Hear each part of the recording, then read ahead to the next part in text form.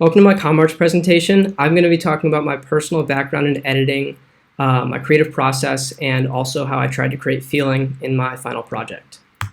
So we start with the pre-ComArts era, before I took this class or even went to Mercersburg. So for me, it started in 7th grade when I took a trip to Sacramento to visit one of my friends who lives there. While I was there, I was introduced to one of his friends who had this really cool Instagram account where he would post these sports edits. Basically what they were these sports highlights, and he would sync them to music and add color correction and just really cool effects. And I was just really captivated by what he made. So I decided to try to make, or just like copy what he would make. So I started on iMovie. What I made originally was really bad, but I kept working and making stuff, and I feel like I got really, really good by the time I was in 8th grade. So yeah, by the time I was done with 8th grade, I feel like I made really good stuff. I feel like I still didn't have my personal style, but what I made was just technically sound, I feel like, if that makes sense. So now we get to Mercersburg. My freshman and sophomore year, I feel like I made similar things to what I made in 8th grade. They were good, but I feel like I still didn't have my personal voice or style.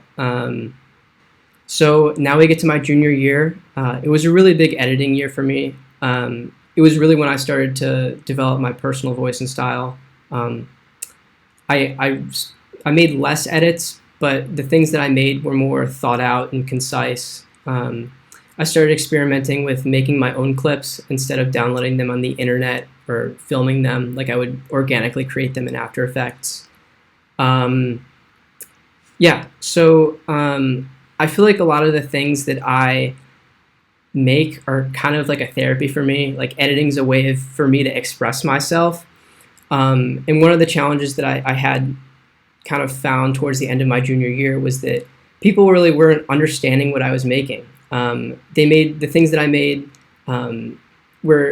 they made sense to me, but other people couldn't really get the sense or the emotion that the video was portraying. Quick side note of the programs that I've used. In 7th grade, I used iMovie. I think I mentioned that. But in 8th grade, I switched to After Effects. It was really hard to get the hang of, but once I got the hang of it, I was really able to create anything that I imagined on it. So yeah. So now we begin my journey through ComArts. Going in, my goal for my final project was to, as I said already, just to convey a feeling better, to make the viewer feel what I felt when making the video. So we started the year doing conceptual self-portraits, and of course, I made a video. So it was a really good warm-up for me in the whole feeling type of thing. My goal for the project was to show how I'm a product of my environment. So I made this silhouette, and then I had sliding clips of Chicago in the background go by. So my biggest struggle making this was the silhouette. To create the silhouette, I had to create what's called a mask, and then like use a pen tool and just go like dot by dot and trace this like silhouette of me. It was really, really annoying to make. But it like in the end, after I fixed a lot of the problems, it turned out really well, and I really like how the project turned out overall. So the other project we did was the mural project. My group for this was with Maddie, Lucy, and Dylan. Originally, I thought that I wasn't really going to contribute that much because I'm not really good at this type of art. I feel like I'm only really good at video editing and not really like the whole sketching and like painting, drawing type of stuff. But I was surprised at how much I actually contributed. It turned out really well, and I think we all got an equal say. So now we get to my actual personal project. And as I said before, my goal going in was to create something that the viewer could connect with as well. And so for me, I went about this by actually planning out what I would do and planning out my moves more in my editing. Because I'm so used to going with the flow when I edit. I just do whatever I feel like and call it a day. But for this one, it was really important for me to think about the meaning behind each creative decision. And I think that's what really allowed me to, in the end, better communicate feeling. I originally wanted to make 10 videos and then 8, and then I ended with 6 because I realized how tricky it was to both kind of make blueprints for the edits and then also actually make them. Now I'm going to get into more of like the technical stuff. So for the first video going into it, I knew I wanted to create the piano keys, but I hadn't really picked a song or I didn't have any ideas other than that. But I knew that the piano keys, if I had clips flashing on them, would help to create this the nostalgia that I wanted to create. So this is what the piano keys looked like in After Effects. I made the shapes for the keys, and then by hand or kind of like by ear, I had to like listen to the song and stop every key and make it sync up. So this is a really annoying process, but obviously it turned out well. Here's another clip or screenshot of the project. For the second video, the thing I struggled the most with, but the thing I think brought it all together in the end, was the black square in the corner and having it drip.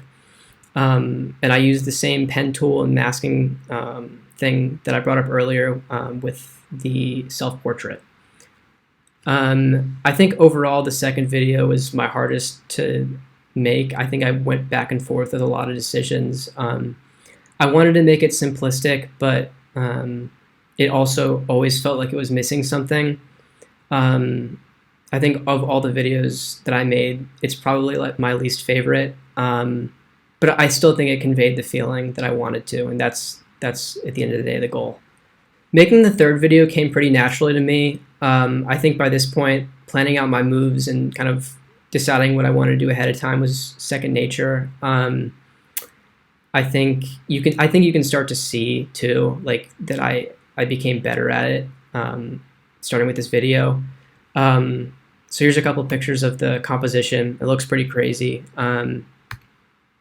Yeah. Here is the fourth video. Going in, I think I wanted to make something that changed up the pace a bit, just because I wanted the 6 videos to tell a story. So having the fourth video be a shift in tone was important to me. This is the one that I made last. Here's a picture of the composition. The karaoke text for me was like the hardest part at this point. To make this, I had to make 2 text layers, and one of them had to like shift out slowly. It was a really annoying process just because of all the words. So now for the 5th video, one of the things that I wanted to stress the most was the change from like the VHS filter to the normal, just because like in contrast to the first video, which was like had that VHS color correction filter thing on the entire time. The effects on this one were really basic. I just wanted it to look cool. Like I think one of the things that I found when trying to blueprint my ideas ahead of time or plan my ideas ahead of time was that some things just were still best left up to just saying, okay, I'm going to make this look cool. Like I didn't have to plan specifically what effect and what that meant. Like some things should just at the end of the day look cool. Ending it with the Cinderella clip, I think it was just a nice, cute way to tie it together. I think it shows growth from the chaotic third video. Finally, the 6th video, I didn't do too much complex here with the effects. I just wanted to make something like plain and simple happy. I didn't want it to be as isolated as the others, so I unmuted the clips of Chicago to just liven it up a bit. I think doing that really brought the video together, and that was my biggest decision in creating the feeling in this one. And then effects-wise, what I did do is I added a flicker, and then like the color correction, obviously. But the flicker, I feel like, and the color correction together made it have more of that dreamy quality that I was going for. And I think the ending, putting the text "break me down," was it just seemed perfect to me. Because I think if you put that text at the end of the other videos, I think the tone of it is so much different. It's depressing if you put it at the end of the other ones, and if you put it here, I think it's just more of a happy break me down. I think it just shows the journey of all 6 videos. Thank you for watching this presentation. Thank you.